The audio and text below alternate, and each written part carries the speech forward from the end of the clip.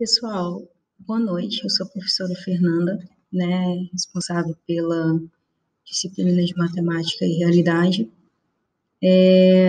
E eu queria falar um pouquinho para vocês, né, sobre as medidas de posição, que é um dos assuntos que eu estou tratando nessa terceira aula.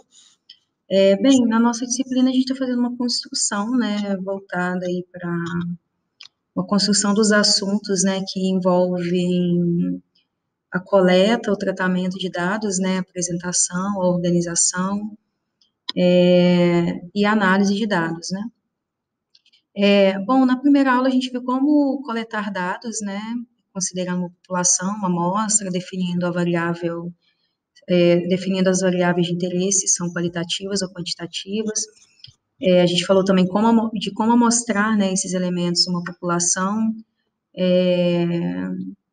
Enfim, na segunda aula eu mostrei como organizar e apresentar esses dados coletados, que a gente utiliza tabelas, né, e gráficos para isso.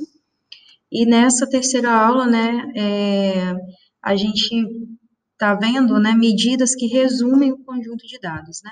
Além de apresentar os dados em tabelas e gráficos, geralmente a gente tem que fornecer medidas que resumem o conjunto de dados.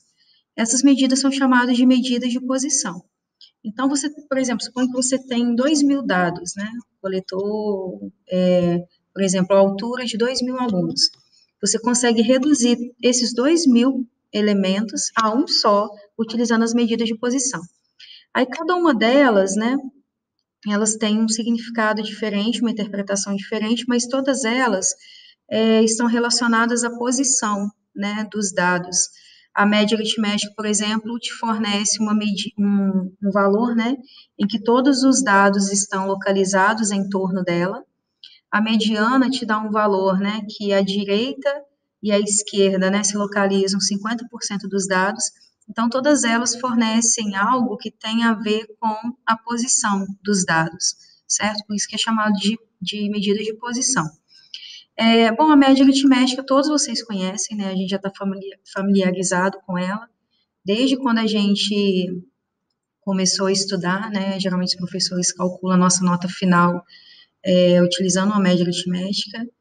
E a média aritmética nada mais é que o somatório dos dados, né? Dividido pela quantidade de dados que você tem. Bom, eu quis gravar o vídeo também, né, porque algumas pessoas estavam me questionando como essas fórmulas são lidas. Então, eu vim trazer um pouco dessa informação, né, e de outras dúvidas também, que alguns já postaram lá no fórum. Bom, então a média aritmética, né, desses dados é calculada somando todos os dados, fazendo somatório de todos os dados, dividido pela quantidade de dados, você obtém 7,2. A fórmula geral, né, da média aritmética seria essa. Por exemplo, suponha, né, que o 2 apareceu 2 vezes, o 6 apareceu 3 vezes, então você não vai somar o 2 2 vezes, somar o 6 3 vezes, o 10 4 vezes. Você pode simplesmente, ao invés de somar 10 4 vezes, multiplicar o 10 por 4.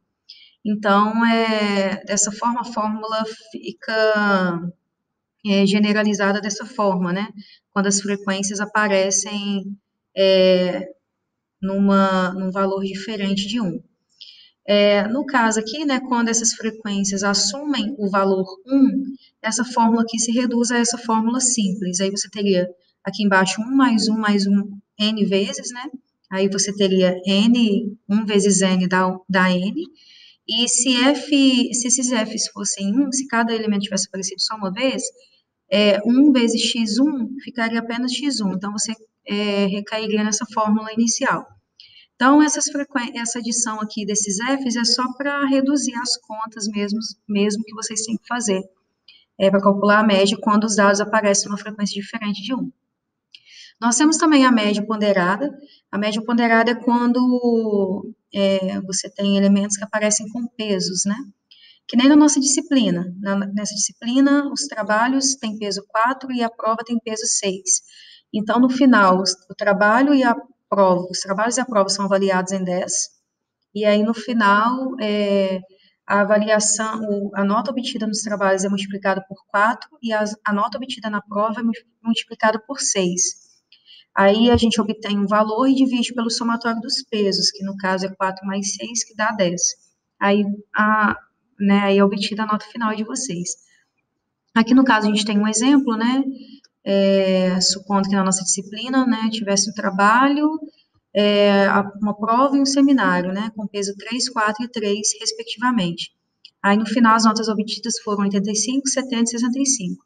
Então, para obter a nota final na disciplina, bastaria fazer 3 vezes 85, mais 4 vezes 70, mais 3 vezes 65, dividido por 3, mais 4, mais 3, e a gente obteria 73.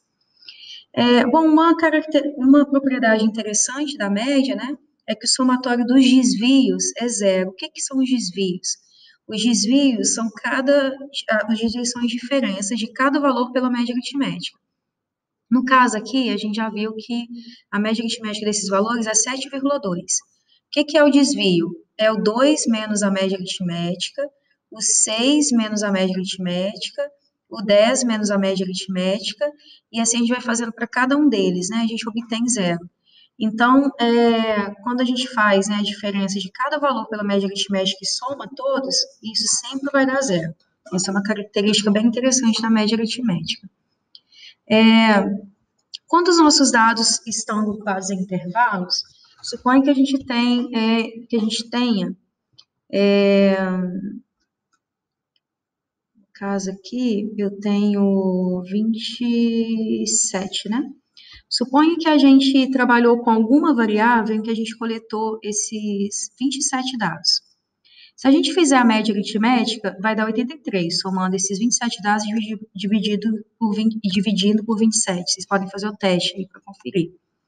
Mas pode ser que a gente agrupe esses valores em classes. Isso aqui eu mostrei para vocês na segunda aula.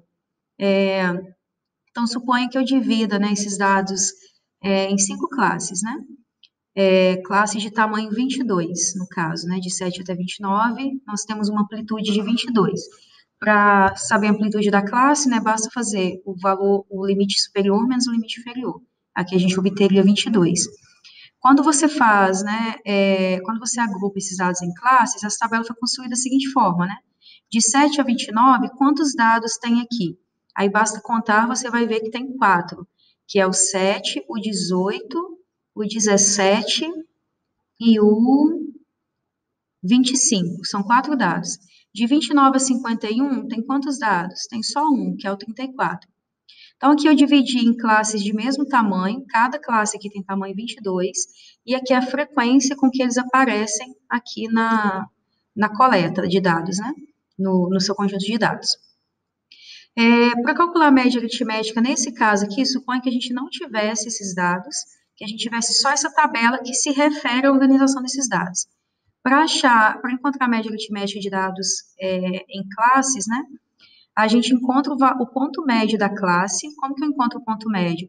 Somando o limite inferior, que é 7, com o limite superior, que é 29, dividindo por 2. Quando a gente soma 7 com 29, dá 36, dividido por 2 é 18. Então, o ponto médio entre 7 e 29 é 18. Então, nesse caso, a gente usa o 18 para representar essa classe. Entre 7 e 29 apareceram os valores 7, 18, 17 e 25. Só que a gente vai usar o 18 para se referir a esses 4 dados, mesmo que o 18 tenha aparecido só uma vez, porque ele é o ponto médio. Então, acredita-se que ele é o melhor representante, né, para representar todos os dados que aparecem aqui.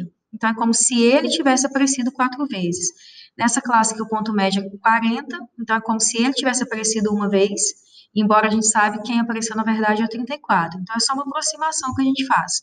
Então, quando a gente multiplica cada ponto médio pela frequência e soma todos os produtos, né, divide pela quantidade de elementos, que é 27, a gente obtém 85,6. Observe que a gente tem uma perda de informação. A média aritmética real é 83. Só que quando a gente usa essa aproximação,